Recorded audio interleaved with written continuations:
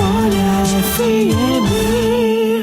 E o assunto que é muito interessante e que interessa a todos os munícipes em São Paulo, Rio de Janeiro, Felipe, houve uma campanha muito grande até porque São Paulo tem rodízio pela placa. O Rio de Janeiro não, mas São Paulo tem.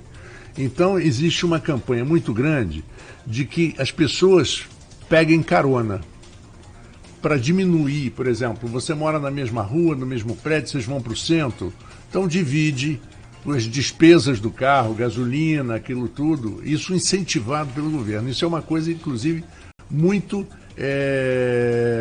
positiva. Mas acontece que cria uma linha muito tênue de divisão de você interpretar isso como lotada ou não. Sim, sem dúvida. Porque eu, por exemplo, eu posso dar carona para Arnaldo, para você e para Luísio, vamos juntos ao Rio de Janeiro, você ao invés de pegar o ônibus, a gente divide a gasolina. Isso aí não tem lei que proíba. Não existe lei que proíba. Você pode falar o que quiser, mas não existe. Mas fica muito tênue a divisão do que é lotado e o que não é lotado. Existe uma diferença básica entre você compartilhar um veículo. O compartilhamento de veículo inclusive. É algo assim, eu acho que depende do incentivo, tem que ter muito cuidado com o incentivo ao compartilhamento, para que você não acabe incentivando o transporte clandestino. Eu entendo que o transporte passa por uma mudança global. Luiz, eu tenho lido muito sobre esse assunto nos últimos 3 anos especificamente e tenho notado que a gente está evoluindo muito para um modelo de transporte chamado, semelhante ao que está acontecendo com o TV, on demand, sob demanda. A questão do transporte, assim como a TV, algo já pré-pronto, com uma programação pré-estabelecida, vai perder espaço gradativamente. Tem algumas cidades europeias que já começam a experimentar um transporte coletivo on demand, sob demanda. Você já começa a ter uma noção de transportes, onde você começa a reduzir os horários pré-determinados de transporte, ou seja, que ficam rodando, para algo semelhante ao que acontece com a ideia, né, do Uber compartilhado, que é você ter um aplicativo onde você seleciona um intervalo de horários que você quer realizar uma viagem, aí várias pessoas vão, quando atinge um determinado número, esse tipo de transporte sai. O mundo inteiro passa por esse pensamento. Por que isso? Porque o número de passageiros transportados cai efetivamente ano após ano há 10 anos no mundo. O número de passageiros transportados no transporte coletivo. Seja metrô, seja aeromóvel, seja VLT, VRT, BRS, qualquer um, o número de passageiros transportados cai. E o número de veículos aumenta. A nossa sorte é que a geração que está agora completando 18 anos, 17, 18 anos, já não tem os mesmos anseios de dirigir como a geração anterior. Já não é mais aquele sonho de completar 18 anos, tirar a carteira, tirando o interior do Brasil e de alguns países da América Latina. Então já não é. Então, assim, a geração vai salvar um pouco isso. Mas existe uma discussão como que na prática vai funcionar isso. Então eu acho que assim, o compartilhamento é o futuro, não tem como evitar. É impossível, não tem como a gente permanecer com o mesmo número de carros nas ruas. Por isso que eu ainda sou extremamente otimista nesse aspecto e entendo que se a gente tiver um transporte coletivo de qualidade, a gente consegue inibir isso. O que acontece, infelizmente, na prática, é que as cidades demoraram muito para ter um transporte melhor. A cidade do Rio de Janeiro demorou, pelo seu tamanho, em termos de população, ela demorou muito a ter um transporte melhor. Hoje ela tem um transporte bem melhor do que tinha há 10 anos atrás. Tem muitos problemas, mas funciona muito bem. São Paulo é a mesma coisa. É a mesma coisa. Você não vai de carro na área central. Todo mundo que no centro comercial das 2 principais cidades da nossa região anda de transporte coletivo. Belo Horizonte também a gente pode falar das 3 principais cidades. Curitiba, então, é um exemplo. Exatamente. Você ainda tem aqui no Espírito Santo, Vitória e Vila Velha, que ainda tem muito carro, mas mesmo assim tem um transporte. Então, acredito que em Campos tem todas as características. A gente tem que deixar de lado a nossa síndrome, né, de achar que aqui a gente não consegue fazer, e a gente pode tornar Campos um exemplo positivo de transporte com um novo modelo, para que a gente possa ter um sistema que de fato atenda a população. Eu tenho total confiança de que é possível convencer as pessoas a usar transporte coletivo e abrir mão de usar veículo privado. Todo mundo sabe que quanto custa um estacionamento na área central de Campos? R$6 a hora no mínimo, por aí. de 5 a 6. Se você ficar 2 horas, são 12. 3 horas, são 18. Com R$18, você pega 3 aplicativos. Exatamente. Entendeu? Você vem da sua casa para o centro, daqui você vai para ali e depois volta para casa. Até porque Campos tem um deslocamento no perímetro central, os deslocamentos são curtíssimos. Curtos. Na verdade, existe um outro incentivo que a gente precisa fazer e muito, que é o transporte ativo, ou o transporte não motorizado. A gente vai entrar numa campanha efetiva a partir do segundo semestre de 2019 e 2020 inteiro, que é o transporte ativo. A gente precisa incentivar tanto a caminhada quanto o transporte por bicicleta, skates. A gente precisa fazer uma campanha, a gente vai juntando vários parceiros para regularização de calçadas, não com o poder público, existe uma discussão muito, mas a gente precisa trazer esse assunto. E deixar bem claro para o ciclista que a regra de trânsito vale para ele também. Vale. Então, por exemplo, você vem pela 13 de maio, dobra... Ciclista, skatista. Skatista, todo Patins. mundo. Você dobra a mas o que ele esquerda. está falando é porque você tem ciclista e skatista na contramão. Não, sim, ciclista e skatista que não respeita preferencial. Não, claro. Então, ele tem que ter uma educação também. Não é só saber andar de bicicleta ou saber andar de skate. Na verdade, o que eu é costumo saber dizer... andar em relação ao trânsito que o cerca. Exato, é se portar no trânsito de maneira correta. Eu acho que... O farol de trânsito serve para todos. Exato. Não é? Porque o cara da bicicleta ele fica tentando fuçar para cruzar. Né? Exatamente essa ideia que a gente pretende trabalhar, especialmente no segundo semestre de 2019 e em 2020, que é isso aí, é o incentivo e a educação para o transporte não motorizado, o transporte ativo, porque Campos tem total característica. Tanto é que no aplicativo de mobilidade, como eu te falei ontem, Luiz, no nosso aplicativo de mobilidade, o Mob Campus, que está pronto, que vai ser lançado oficialmente a parceria junto com a Cândido Mendes aí nos próximos dias, ele trabalha com a informação das ciclofaixas e ciclovias, ok? E com os principais pontos de ônibus e ônibus da cidade, justamente para poder a gente fazer a primeira vinculação, porque a integração que a gente está propondo não é só de van, micro-ônibus e ônibus, é uma integração de todos os tipos modais.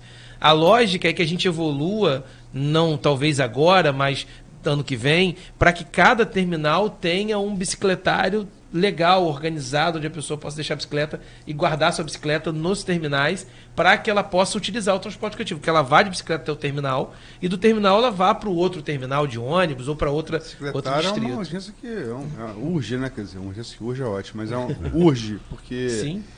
A gente tem ali no centro da cidade, por exemplo... Você tem o poste, vira pé de bicicleta. Foi bom você tocar nesse assunto. Existe uma demanda. Banco. Chega, você colocar banco, a pessoa chega lá na cara de pau, coloca ali a bicicleta no banco. Quer dizer, a pessoa que quiser sentar não pode, porque tá lá o guidão travado com a corrente. Então... A gente tem essa demanda, a gente vai espalhar, são chamados paraciclos, né, que é o bicicletário comum. Esse que você encosta e prende a bicicleta. Que o bicicletário, propriamente dito, é aquele espaço legal que você guarda, tem uma pessoa te vigiando, você atrela comercialmente a alguém que faz a manutenção das bicicletas. Esses paraciclos, a gente vai espalhar paraciclo em todo o calçadão, que é onde tem essa principal demanda. A gente já instalou 2 agora na praça, no finalzinho ali perto do Xaxaxá, e vamos instalar diversos agora nos próximos 2 meses em todo o calçadão, justamente para ver se a gente acaba com esse negócio de parar em poste e banco. Eu já quase atropelei 2 ciclistas. Sério, e seria sério. Bom, mas olha só, queria colocar aqui também o internauta na papo que a gente está aqui falando. Claro. Tem aqui o Vaguinho Barroso, ele faz umas perguntas. O usuário não vai sofrer? Acho que é em relação a uma afirmação que você fez anteriormente. Ele já sofre a tempo, depois das 22 horas, não temos ônibus na Pecuária, Nova Brasília e outros bairros. As empresas não têm carro suficiente, só embromação. Tem 2 coisas a serem observadas. Eu vou começar de trás para frente. Quanto à afirmação que as empresas não têm carros suficientes, eu mesmo, quando assumi o MTT, fiz uma vistoria nas empresas de ônibus. E aí eu convido o ouvinte a me ouvir atentamente ao Facebook, que está no Facebook, né? ao internauta aí, que todas as empresas de ônibus de Campos, especialmente a que atua, por exemplo, no Pecuária, eu fui na garagem da Rogil, que é a empresa responsável por esse lote, e tem pelo menos 20 carros parados. Eu fui na garagem da São João, tem pelo menos 35 carros parados, além do que eles rodam. Ou seja, não é falta de veículo que existe na cidade de Campos. Existe uma inviabilidade, porque nesses locais, na maioria, especialmente, por exemplo, na Pecuária, Penha, Pecuária, Ceasa, que você tem uma grande presença do transporte alternativo. Então, se onde você tem o transporte alternativo competindo com o ônibus vai morrer. Não sou eu que estou falando, não. É financeiro a conta. É uma conta matemática exata.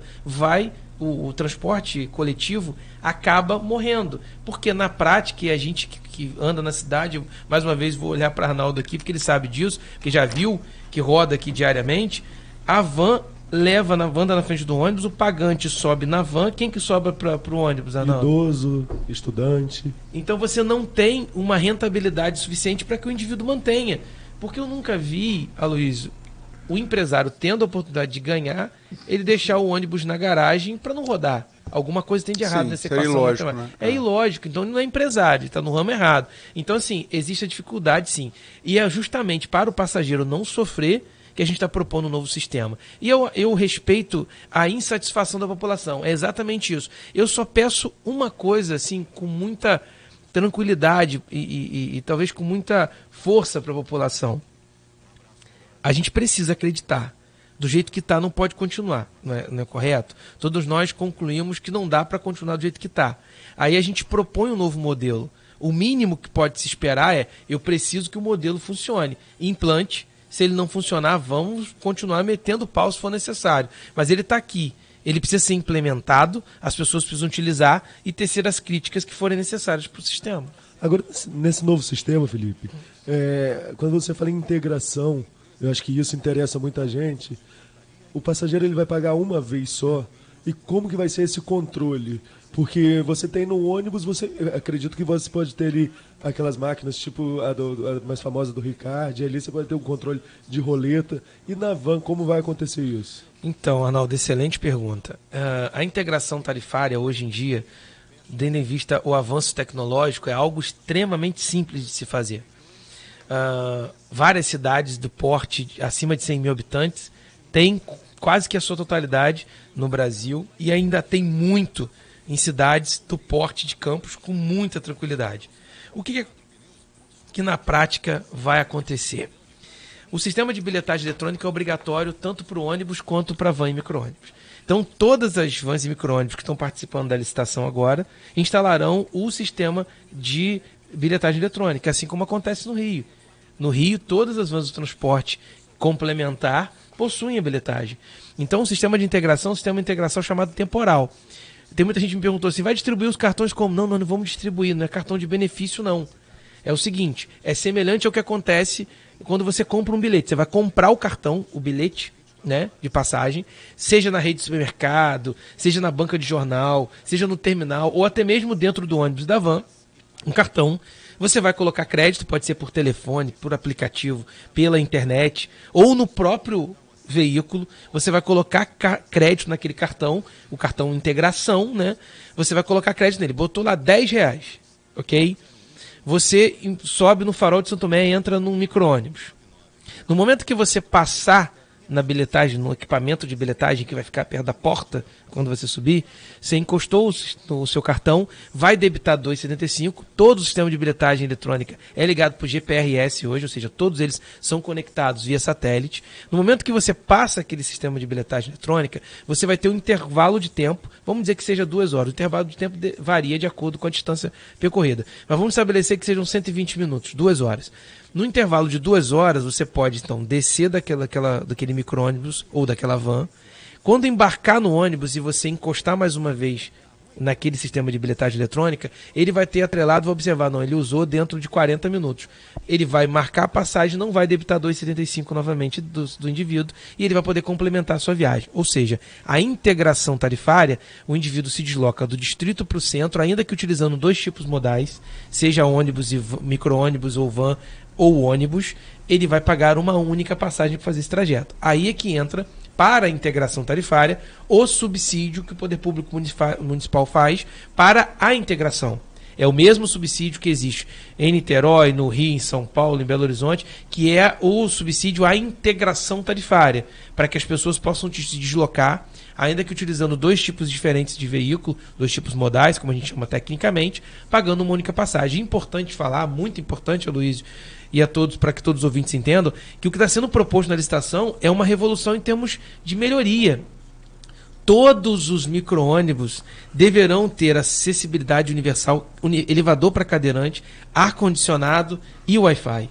Justamente porque o aplicativo precisa disso. Os ônibus, a mesma coisa. É claro que a gente não vai conseguir fazer que os ônibus, da noite para o dia, de empresas que estão em situação pré-falimentar, mudem suas características. Mas em 6 meses, num sistema rodando, já é possível cobrar das empresas melhorias na troca dos veículos. Mas inicialmente nós já teremos, no transporte alimentador, uma mudança gigante em termos de característica e melhoria da qualidade dos carros que estarão rodando, né? Muita gente falou até algumas coisas que foram inverdades no dia da licitação.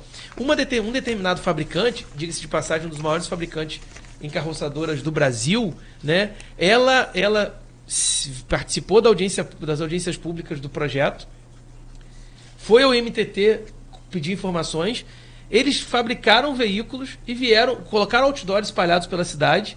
E no dia da licitação, colocaram veículos parados para mostrar o veículo ideal para o sistema alimentador. Os micro-ônibus estavam expostos. Algumas pessoas disseram até que a prefeitura estava antecipando resultado de licitação. Como a gente tem nada a ver com o carro que o cara vai comprar, não. A gente está fazendo licitação permissionário. Permissionário que adquire o veículo que ele entender melhor. Mas uma empresa, é aquela história, né? Enquanto um está fazendo licitação, o outro está querendo vender para ele. Os carros, é só um exemplo, está rodando na cidade, duas grandes fabricantes, na verdade. Não tem porquê de não falar o nome. Uma é a Volare, a outra é a Mascarello. A gente está falando é só buscar. A Volare e a Neobus são dos maiores carroçadores do Brasil. A Mascarello é conhecidíssima no mercado há mais de 50 anos trabalhando nisso. E as duas entraram em contato com o MTT querendo saber o que estava escrito no edital de características para poder fabricar veículos específicos. E, assim, a ideia, a concepção do sistema é essa. E outra coisa que me incomodou muito, inclusive o deputado federal Vladimir fez isso, fez um vídeo onde ele foi induzido a entender erroneamente o projeto. Inclusive, eu fiz um outro vídeo respondendo para ele entender que, né, ele não entendeu a lógica do sistema, não estudou o assunto e acabou sendo induzido a fazer um vídeo. Nesse vídeo ele fala assim: como que os permissionários vão comprar um carro de 150 mil? Gente, uma Ducato que anda nas ruas de Campos ou uma Sprinter da Mercedes já custam mais de 150 mil hoje, que estão rodando na cidade. Ou seja, quem opera no sistema já compra um veículo desse porte. E o micro-ônibus vai custar mais caro, não é 150 não, beira 200 mil reais. Mas é uma diferença básica. Hoje o indivíduo permissionário do transporte alternativo, ele não tem nenhuma segurança jurídica, ele está na margem da lei. Desde a Constituição de 88, nós sabemos disso, não existe hipótese de entrar pela janela. Ou é concurso público para servidor público, ou é licitação para prestação de serviço público. Ele não pode ficar sem licitação. Tanto é que é uma demanda dos permissionários a licitação, tá? Tanto é que foram gravados vários vídeos no dia da licitação, onde representantes de cooperativa falaram: isso aqui é um sonho. Porque hoje eles não têm documento nenhum. O cara bate na porta de um banco para financiar um carro de 150, 160 mil reais sem nenhuma garantia. Qual a taxa de juros que ele vai pagar? A mais alta possível do mercado, não tem nenhuma garantia. Agora, a partir da licitação, o permissionário individual vai ter um contrato de 10 anos, uma delegação de serviço público contratual. Então, quando ele for negociar um empréstimo, é completamente diferente, porque ele tem um regime de garantias muito maiores e ele vai conseguir, muito provavelmente, comprar um carro de 200 mil, pagando uma taxa de juros infinitamente menor e um valor de prestação muito semelhante ao que ele compra hoje um carro de 150 mil. Aliás, é uma pena que não exista o sistema de leasing como existe nos Estados Unidos, né? Porque aqui no Brasil é proibido, sim. Igualzinho, e é o que dá... Todo mundo compra carro novo nos Estados Unidos. Mas o sistema de leasing, ele simplesmente você paga a desvalorização do carro. O carro custa 30 mil dólares. Daqui a 2 anos ele vai custar 15. Então o que você paga? Os 15 mil divididos em 24 meses. No Brasil foi diferente. No Brasil você comprava um carro, financiava 60 vezes, aí você adquiriu um bem. Passou o primeiro carro, ficava orgulhoso. Ia vender o carro, descobri que não tinha um bem, tinha uma dívida. Exatamente. Verdade. Aliás, ela não comprou o carro, ela alugou o carro. Ela saiu devendo. Se for fazer a conta, ela alugou o carro. Exatamente. Mas enfim... Não, a aquisição de carro, de um modo geral, é muito mais de realização pessoal, status. Sim, você sai da concessionária já perdendo dinheiro. Do ponto de vista econômico, sensatamente, você não compraria carro. Literalmente, você sai da concessionária perdendo dinheiro. Pelo menos 30%. Não, mas enfim, tem toda a razão. Eu queria voltar, tem umas coisas que a gente falou, acho que a explicação que você deu da prática, que a pergunta de Geraldo foi muito importante, né, que às vezes você fica falando muito na teoria e a prática é muito importante para o usuário, sobretudo. Mas é um assunto que você falou, passou meio passante, conversou aqui no intervalo um pouco, A gente teve ontem aqui entrevistando o deputado Joviana, que é um PM reformado, né? Uhum. É do PSL, que é um partido que tem uma bandeira aí de... Se elegeu presidente da República, Claro. né? Uhum. Agora tem o projeto do Moro contra o crime e a corrupção em apreciação no Congresso Nacional. Ele falou que, na visão dele, a milícia ainda não chegou a Campos. Na minha opinião, também não. Também não? Da forma como a gente enxerga a milícia na cidade do Rio de Janeiro, em outra cidade, de fato, não. Eu fui muito indagado sobre isso. Só completar a pergunta, porque eu estava fazendo uma introdução, mas que você tem, isso, quer dizer, você não tem nada assim evidenciado ainda, pelo menos não que eu saiba, mas você tem denúncia Não tem milícia, mas tem crime organizado. Não, você tem denúncia de ligação de policial, de bombeiro Sim. militar, de ex-policial. Você tem, quem, como eu, trafega em campo, já presenciou gente armada, com van. Tem o caso de Renato Siqueira, que sofreu ameaça. Você falou que anda com segurança. Quer dizer, Eu já sofri diversas ameaças, diversas. sim, que Renato chegaram até MTT, Sim, falar sim, que horas sim. ele sai, não sei o que e tal, enfim. Quer dizer, isso não é milícia? Isso é crime organizado. Milícia, assim, a milícia, como a gente conhece, é a presença de policiais ou ex-policiais criando uma organização em determinados locais e dominando esse serviço, explorando financeiramente. Esse tipo de coisa eu não encontrei nem no transporte clandestino, nem no transporte alternativo.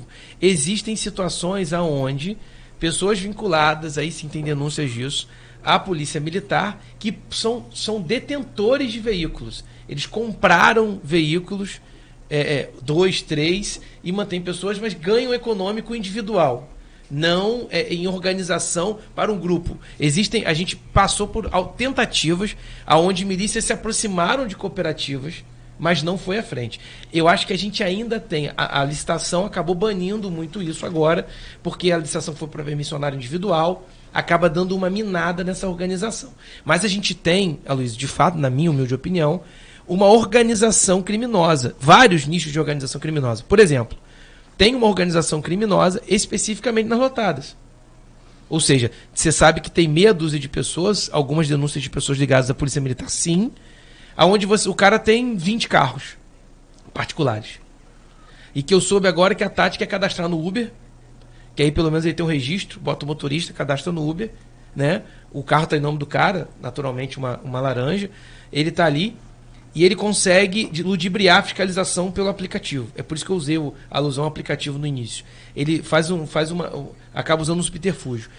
Aí ele tem 20 carros e ele organiza o transporte. Isso é quase uma lavagem, né? Isso é um crime organizado, ok? Isso tem tanto na lotada quanto em certos permissionários. Eu sei de situações dessa, por isso a licitação está banindo muito isso, de pessoas que têm 3, 4 vans, 5, 6 vans, e bem como tem um crime organizado específico que em locais, em campos, se você não pagar, você não anda por determinadas ruas na cidade. É o caso do Fernando da Barra, né? Esse é um exemplo que me chamou muita atenção, porque inclusive se cobra pelo uso da BR-356, né? Que é pelo federal. Sul, que é federal. Mas aqui, no início, por exemplo, em locais como Penha, A Penha Parque famosa, Prazeres. A Penha é famosa. Parque Prazeres também. então, que você tem mais, eu tenho notícias disso no Parque Aurora. Famoso que eu falo no sentido de Sim. utilização de vans. Exatamente, eu tenho notícias disso no Parque Aurora, onde o Parque Aurora eu permissionário, não sabia. acaba tendo que colaborar, para não dizer outra coisa, pagar Sem contar- para sem- responsável sem pelo contar tráfego para passar em caso de determinados denúncia que a trechos. van passa no ponto de ônibus, o cara esperando o ônibus, e o cara coage o passageiro do ônibus a entrar, que se não entrar, Exato, então assim, coação física. esse modelo é o que a gente está banindo da cidade. Esse modelo é o que a gente está banindo da cidade e a gente está redistribuindo para um novo modelo aonde o sistema passa a ser cobrado efetivamente como operador de transporte. Essa é a transformação. E eu confio fielmente que os 305 que se sagrarão vencedores do certame aí, tem 351 participantes, 305 vão entrar, 235 diretos, 70 em cadastro de reserva, trabalharão para isso porque eles terão que fazer investimentos, eles terão que fazer um desenho diferente da sua operação, eles virarão operadores do sistema para que isso possa funcionar efetivamente. Quer dizer, vou voltar à pergunta de Marco lá no primeiro bloco. Ele falou, citou exemplo dos Boicote. taxistas. Cara, como é que você espera? Você espera, sinceramente, você está falando que tem policial, bombeiro, todo mundo sabe que tem gente armada operando nisso. Não falo, não generalizo, tá? Não falo de todos, mas tem. Você espera que esse pessoal perca o que tem passivamente e não reaja? Eu penso duas coisas em relação a isso, Aloysio. Primeiro que... Porque o problema não de gestão, mas de polícia, né, nesse caso, né? Primeiro que a gente vem atuando um ano assim, e nesse um ano a gente já minou muito do que tinha. E eu tenho expressado isso todas as vezes que eu sou entrevistado. Falei, gente, olha só, quem ganhou, ganhou. Já fez o que tinha que fazer, agora não tem como ganhar mais. Quem está na ilegalidade vai ter que buscar outra alternativa. A gente não pode admitir o império da falta da legislação ou do desrespeito à legislação. O que a gente precisa efetivamente é que nós tenhamos uma cidade organizada. Eu entendo e vejo claramente que o sistema iniciando o funcionamento, a população vai abraçar e a população não vai usar o clandestino. O que vai minar o transporte clandestino não é o poder público municipal. Porque, na minha humilde opinião, por mais que eu não consiga entender algumas situações onde o indivíduo enfrenta uma fila para usar um transporte clandestino, mas ele às vezes o faz por falta de alternativas. E é verdade. A gente tem que reconhecer que tem situações que o cara acaba sendo refém de usar um transporte desse tipo. Mas, na minha opinião, tendo condições de utilização, ele tendo informação, a minha responsabilidade enquanto presidente do órgão é dotar a cidade de informação. Então, a gente vai espalhar a informação, usar maciçamente o aplicativo, colocar panfleto em toda a cidade, nos pontos de ônibus, espalhar os fiscais para informar. Olha, tem ônibus de 20 em 20 minutos. Não há necessidade de você pegar um transporte clandestino. No início o cara vai utilizar? Vai, porque ele é imediatista. Ele quer chegar e quer ir na hora. Depois ele vai se acostumar. Em cidades de primeiro mundo você tem intervalos grandes entre os ônibus. Não é isso que justifica. Mas aí você vai organizando isso. Na minha opinião, a população, entendendo o funcionamento, ela vai deixar de usar gradativamente o transporte clandestino. E na minha, também humilde opinião, eu entendo que existe uma grande probabilidade, e aí vem um outro trabalho que precisa ser feito de regulamentação, eles vão gradativamente migrar para o transporte por aplicativo. Ô Felipe, você me fez a pergunta mais cedo, eu vou voltar nela, né? Você me perguntou de quem a gente vê subindo no ônibus e quem a gente vê subindo na van. Normalmente o ônibus é estudante e idoso que tem a gratuidade. E como vai funcionar? Isso é até uma preocupação de muitos pais. Sim. Como vai funcionar essa questão da van, com principalmente alunos da rede pública? Eles vão ter algum cartão que presta o controle? Como que funciona? Excelente pergunta que ia passando despercebido. Todos os estudantes da rede pública serão cadastrados no sistema de bilhetagem eletrônica. Inclusive, hoje, provavelmente, eu já envio a base de dados dos 50 mil alunos da rede pública municipal para os sistemas de bilhetagem vigentes. Lembrando que a gente tem o Rio Card operando na cidade, que opera no estado do Rio de Janeiro todo, mas as empresas de ônibus implementaram um novo sistema de bilhetagem eletrônica. O Anda Campus foi lançado tem cerca aí de 20 dias. O sistema é das empresas de ônibus e que vai ter adesão do sistema de transporte alimentador também. E então todos os estudantes utilizarão o cartão de bilhetagem eletrônica para fins de contabilização. As gratuidades, sem ser o estudante também. Nós vamos iniciar um cadastro voluntário dos idosos, porque o idoso é voluntário, ele não pode obrigar a ter o cartão, mas na minha humilde opinião, aumenta de forma significante a dignidade de quem anda no transporte de gratuidade, quando ele tem um cartão de bilhetagem e ele passa pela catraca. Porque hoje o que existe, o tratamento ruim com os operadores, seja cobrador, motorista, é porque ele olha a gratuidade subindo, lembra do salário atrasado e acha que a culpa do salário atrasado, não é assim que a gente percebe, Arnaldo, quem usa transporte, e durante muito tempo eu vi isso no transporte intermunicipal, acaba tendo uma culpa, parece que a culpa é da gratuidade que tem demais no sistema. Aí o cara dá apelidos a quem é gratuidade e tal. Quando o indivíduo a gratuidade passa pela catraca, na cabeça de quem está ali, seja o cobrador, pô, peraí, está sendo contabilizado. Ou a gente vai ou o patrão está recebendo por isso, ou no mínimo ele está contabilizando para cobrar isso do poder público municipal. Então a utilização do sistema de bilhetagem vai facilitar isso. Nos micro-ônibus serão 6 gratuidades garantidas em cada um dos micro-ônibus de 30 lugares, são 6. E uma pergunta que eu vou aproveitar para responder e que talvez sane várias dúvidas dos nossos ouvintes e internautas. Por exemplo, a gente não está substituindo um ônibus de 88 lugares ou um ônibus de 100 lugares por um micro-ônibus de 30. Não é isso. Hoje você tem saindo, por exemplo, do Farol de Santo Tomé de 50 minutos, 40 minutos. No horário de pico sai um carro lá às 6 da manhã. Depois o outro é 6h30 ou 6h40. Aí você tem... poxa, o pessoal vai falar assim, poxa, tem 150 pessoas para serem transportadas no horário de pico de manhã para Campos, saindo do distrito. Falei, legal. E essas 150 pessoas como fazem? Pô, elas se viram no ônibus, vem apertado igual a sardinha enlatada. Falei, legal. Eu não estou substituindo esse veículo de 100 lugares por um micro-ônibus de 30. A quantidade de viagens que podem ser feitas por micro-ônibus faz com que eu tenha carros de 5 em 5 minutos saindo no horário de pico, ao invés de 40 em 40 no que acontece no ônibus. E se eu somar a capacidade dos micros de 30 lugares, eu vou ofertar mais do que eu ofertaria se eu tivesse um ônibus. Então, não é, além do fato de que hoje a maioria dos ônibus fazem regime de aproveitamento. O ônibus que sai de Santo Eduardo, ele sai pegando Santa Maria, Conselho Josino, Vila Nova, Morro do Coco e Travessão, sem contar as comunidades que ficaram no meio do caminho, que também são transportados. Ou seja, ele faz o regime de aproveitamento, a viagem leva quase 2 horas e ele vai parando em cada ponto. Quando você tem carro de 30 lugares, você tem um carro de Santo Eduardo, você tem um carro de Santa Maria, você tem um carro de Conselho Josino, você tem um carro de Morro do Coco, carros próprios, linhas próprias para fazer o transporte. Então a gente não está mudando a figura. Vou tirar um ônibus para colocar um micro-ônibus. Então, mesmo a gratuidade que tem nos determinados horários, poderão ser distribuídas nos horários. O que a gente está propondo é que o indivíduo, ao invés de... Hoje, como é que funciona a prática? Eu vou para o ponto de ônibus rezando para o primeiro que passar e pego. E depois que eu entro no primeiro que pagar, que eu entrar, seja van ou ônibus, a segunda coisa que eu faço é rezar para acabar a viagem. E a terceira coisa que eu rezo é ter dinheiro para comprar uma moto ou um carro para não depender daquele transporte. São as três sagas do usuário de ônibus campista.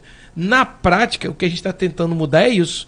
Que ele chegue no ponto de ônibus tendo um aplicativo que ele possa ver, quem usa aplicativo. Quem não tem, que ele chegue lá, tem uma informação no ponto para poder saber, olha, aqui o ônibus, o micro-ônibus, o intervalo é de 10 minutos. Se o intervalo é 10 minutos e eu cheguei no ponto, eu não posso esperar mais do que 10 minutos. O micro-ônibus pode vir antes, porque o intervalo é 10 minutos, eu posso ter chegado com 5 minutos e chegar em 5. Mas eu tenho ciência disso. E segundo, que ele pode chegar assim, passou o primeiro, poxa, está com excesso de lotação, eu não vou entrar nesse carro porque eu sei que tem um daqui a 5 minutos. E o sistema precisa funcionar para poder ele olhar e ter confiança. Isso não acontece da noite para o dia. Eu tenho dito que o ano de 2019 é o ano da mudança positiva no transporte. Eu não tenho nenhuma ilusão de que em junho vai estar funcionando plenamente, em julho vai estar funcionando plenamente. Não, claro que não. Que a gente vai estar em mil maravilhas. Não, vai sofrer em maio, junho, a adaptação, um novo sistema, para que a gente possa, ao longo de 2019, o sistema funcionando, para que o cidadão possa resgatar a sua credibilidade no sistema. Só fazer um adendo aqui, a gente falou na rede municipal. E os alunos da rede estadual e federal, como que ficam? Também já temos as bases. Eu soube na última quinta-feira, numa reunião no Ministério Público com a doutora Nick, que o Rio Card, junto ao Estado, e a própria doutora Nick tinha convocado o Estado para isso, para disponibilizar e fazer o cadastramento dos estudantes, porque eles têm já o cartão estudante do Rio Card. Mais alguma pergunta, Luísio? Não, acho que uma pergunta que eu estava vendo o Tanilha falar, eu conheço o Tanilha já há algum tempo. É um cara que tem profundidade de conhecimento em algumas áreas e que são importantes, algumas têm dificuldade. Embora ele fale 400 ontem, 500 hoje, mas era um cara muito bom com número. E em tradução, às vezes, porque para quem trabalha com texto, entender os números públicos às vezes é um exercício custoso. Sim, complexo. E Tanilha, muito antes de estar no governo, me ajudava em algumas coisas em relação a isso. E foi me indicado por gente conhecida comum, e tem um conhecimento muito amplo em muitas áreas importantes do poder público, inclusive o transporte público. Mas aqui, Tanilha, falando essa coisa de trabalhar com texto, um dos grandes jornalistas que Campos teve foi o Dr. Hervé Salgado Rodrigues. Uhum. E além de jornalista, era dramaturgo. Ele tinha uma frase que eu acho, depois de ver você falar, explicado, detalhes e tal, que talvez seja o grande, de tudo que foi falado aqui, talvez seja o grande pulo do gato desse modelo. Ele dizia o seguinte: campista pede, mas não quer. Eu adoro essa frase. É a frase dele. É Campista verdade. pede, mas não quer. Então, quer dizer, toda mudança de cultura. A gente brinca na redação, por exemplo, que eu participei disso quando teve que tirar a máquina de escrever para botar computador. Eu imagino. Não, cara, eu tive que fazer isso. E é empresa privada, né? Eu tive que fazer isso de noite. De madrugada, sério. E no dia seguinte queriam me lixar, entendeu? Paulo e Renato Porto estiveram nos ouvindo, queriam me matar no dia que eu chegou, tinha computador, não tinha máquina. E queriam me dar porrada. Então, quer dizer, enfim, toda mudança, né, gera uma reação. Como é que você espera superar isso, de fato? Eu confio muito no cidadão campista em termos de se adaptar a isso. Primeiro porque a gente já vive o caos. Eu entendo plenamente que o transporte há muitos anos não funciona. É óbvio que por vários fatores ele pode estar hoje com uma sensação pior do que estava antes, porque você vem num círculo vicioso de tudo que você fala, e a gente ainda sofre uma questão de que a população tem vários problemas acontecendo simultaneamente, e você somatiza os problemas, tudo fica ruim quando o cenário está ruim. É óbvio, né? Muita coisa melhorou, mas o cenário político, né? Essas discussões que eu acho que são muito antecipadas, algumas, inclusive, fazendo alusão ao que você falou lá no primeiro bloco, eu acho que tem gente muito antecipando demais o pleito. Mas eu entendo perfeitamente que... Foi o Sejo lá atrás, né? Isso. Antecipação. Sim. O que eu entendo plenamente é nós somos responsáveis por apresentar algo diferente no transporte para que ele, no mínimo, ele ponha o benefício, ele me dê o benefício da dúvida. Eu vejo claramente, e eu tenho tido a experiência, e eu ando pra caramba, Luiz, assim, eu converso muito com as pessoas, eu rodo mesmo, e eu vejo às vezes pessoas que teoricamente deveriam não entender do sistema, discutir comigo sobre o sistema, e a pessoa chega assim que não deveria entender nada, o cara fala pra mim, olha, interessante a ideia, porque vai funcionar assim, ou seja, eu vejo pessoas mudando a visão do que tinham antes. É claro que eu tenho total certeza de que a gente vai sofrer muito para implantar o sistema. Vai sofrer demais. Mas eu tenho plena convicção de que se as pequenas melhoras, por exemplo, a gente lançando o aplicativo, a população vai pelo menos, minimamente, conseguir enxergar os 170, 180, 200 ônibus rodando na cidade. Então ela vai olhar aquilo de uma forma diferente. Vai assim, nossa, quantos ônibus estão rodando na cidade? Quantos micro-ônibus e vans estão rodando? Vendo 350, 400 veículos no aplicativo. Abrindo a tela do aplicativo, vendo aquilo tudo tumultuado e aproximar e ver que aquilo ali é ônibus e micro-ônibus rodando na cidade. Aquilo já vai dar um impacto de melhora, na minha opinião. A própria instalação ao longo dos próximos 30 dias e mais 60 dos terminais vai dar esse impacto na população. Em tempo real. Em tempo real. Onde estão os veículos, como estão. Como faz hoje com o Uber, né? Exato. Então, assim, não é nenhuma... Exato, não, eu tenho dito claramente isso. Nós não estamos inventando a roda. Nada do que eu falei. Tirando, talvez, o detalhe do projeto, que aí sim é diferente, de você pegar um transporte alimentador exclusivo de permissionário individual e um transporte troncal numa cidade como Campos, com ônibus, isso é o diferencial. Mas integração, bilhete único, aplicativo, existem há 10 anos aplicativo, mas integração há 30, 40 anos. Então a gente só está tirando Campos do atraso, nós não estamos inventando a roda. Nós estamos tirando décadas de atraso no sistema de transporte e trazendo para os dias atuais. Mas eu tenho plena convicção de que a gente é capaz de resgatar a credibilidade. E eu conclamo isso ao campista, eu tenho falado muito isso. Me dê o benefício da dúvida. É o que eu peço nesse primeiro momento. Me dê o benefício da dúvida. Eu só quero que você duvide apenas. E não já seja negativo. Que o que mais tem é não vai dar certo. Mas, cara, a gente nem iniciou. Existe um pessimismo. Vamos ser mais otimista. Me dê o benefício da dúvida. Eu só quero o benefício da dúvida. Se você me der uma brecha com o benefício da dúvida, eu te conquisto o resto com as ações e atitudes do transporte. Bom, são 8h36.